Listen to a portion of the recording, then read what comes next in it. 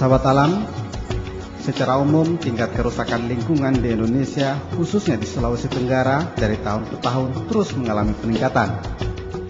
Kebijakan pemerintah dan peraturan daerah yang dikeluarkan sepanjang tahun 2006 kemarin cenderung hanya ditujukan untuk pemanfaatan potensi sumber daya alam demi target pendapatan asli daerah yang lebih besar. Tentu tanpa mempertimbangkan asas manfaat dan akibat dari kebijakan tersebut. Hal ini jelas menyebabkan tingkat kerusakan hutan dan kondisi biota laut di daerah ini semakin memprihatinkan.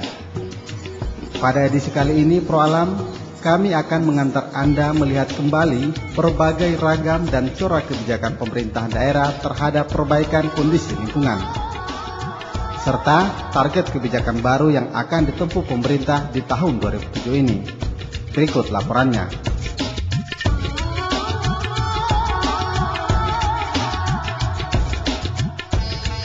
Selamat mendengarkan dan mari bersahabat dengan alam.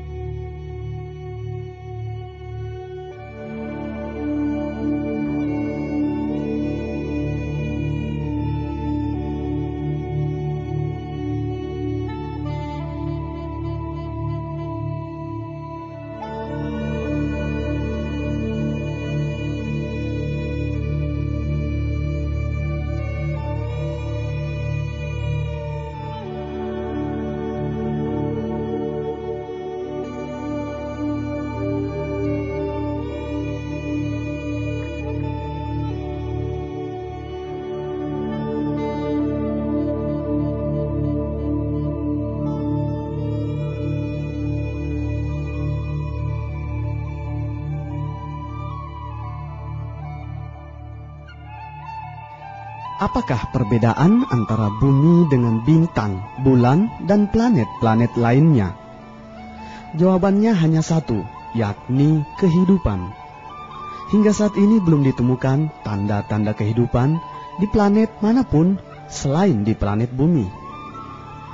Namun demikian, kehidupan di bumi ini semakin lama semakin berkurang seiring dengan maraknya kerusakan hutan, sungai dan laut yang tercemar, serta adanya industri pembukaan lahan yang semakin banyak kita jumpai di mana-mana.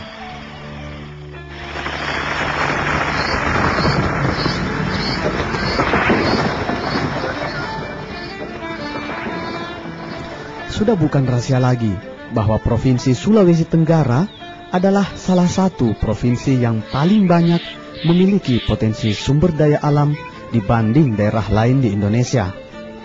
Kita dapat lihat dari hasil laut yang melimpah dengan keanekaragaman ekosistem laut seperti yang terdapat di Taman Nasional Laut Wakatobi, sampai pada kondisi hutan yang memiliki tingkat kerapatan tegakan pohon yang masih dapat dikatakan baik.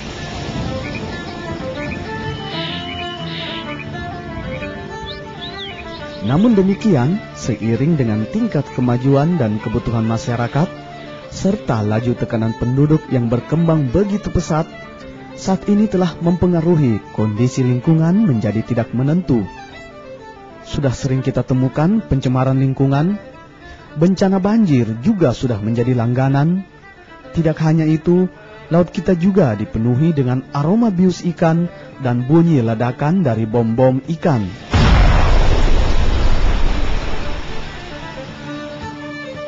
Dulu kita begitu bangga memamerkan keindahan terumbu karang yang terdapat di Pulau Hari dan Pulau Saponda.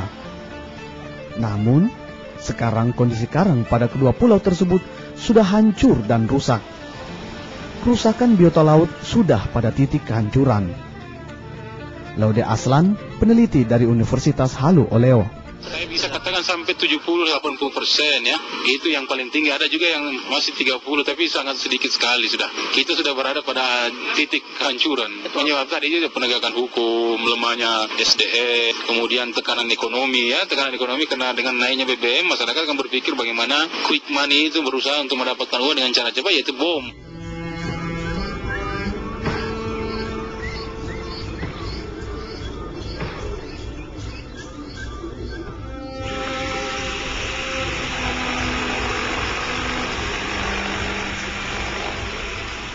Di bagian daratan, temuan Badan Planologi Departemen Kehutanan melaporkan sekitar 58% hutan di Indonesia telah rusak atau terdegradasi. Ini dikarenakan pemberian izin pengolahan secara serampangan sampai pada kebijakan pemerintah yang tidak berpihak pada lingkungan. Khusus di Sulawesi Tenggara, bencana akibat kerusakan hutan sudah sering terjadi sepanjang tahun 2006 kemarin. Sebut saja musibah banjir akibat aktivitas HPH Inti Sixta yang menghanyutkan puluhan bahkan ratusan rumah warga.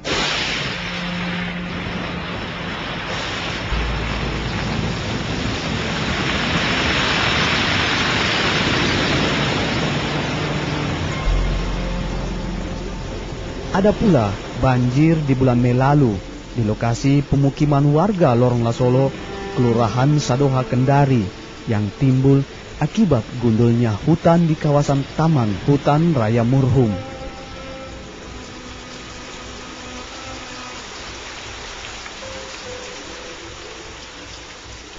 Berdasarkan kondisi di lapangan, seluruhnya lokasi hutan di daerah ini sudah mengalami kerusakan yang memprihatinkan. Hal ini jelas diketahui pemerintah kita, namun belum ada sikap tegas untuk menanggulangi persoalan tersebut. Seperti yang dijelaskan pelaksana tugas Gubernur Sulawesi Tenggara saat ini, Yusran Silondae. Jadi memang kalau kita lihat dari waktu ke waktu, dari minggu ke minggu, masuk bulan ke bulan, dari tahun ke tahun, terutama berapa tahun terakhir ini, kelihatan itu sudah terjadi adanya degradasi lingkungan yang ada di sekitar kita. Ini diakibat karena adanya perambahan-perambahan kawasan rusak, sehingga terjadi kerusakan-kerusakan. Dan kondisi ini kan memprihatinkan kita semua. Pada saatnya nanti bencana akan datang, dan bencana ini akan merugikan kita semua, baik itu bisa membawa korban harta, benda, jiwa, dan seterusnya. Kita lihat saja sekarang pada musim-musim kemarau tadi sudah banyak disinggung, terjadi kebakaran hutan di mana-mana, terjadi kekeringan dan seterusnya. Nah, kalau pada musim hujan sebaliknya terjadi banjir di mana-mana, yang juga yang membawa korban yang cukup besar, dan ini tidak terkecuali.